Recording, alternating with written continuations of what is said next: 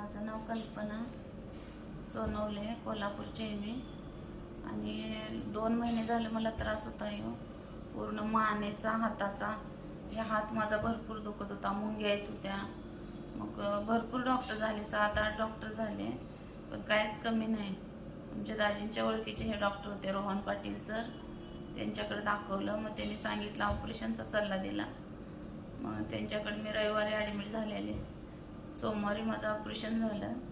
मी आज पूर्ण बरी आहे. म्हणजे पूर्ण माझ्या वेदना कमी आल्यात. हातातल्या कळा ज्या होत्या, मुंग्या होत्या, दुखणं होतं हातातलं, ते पूर्ण कमी झालं.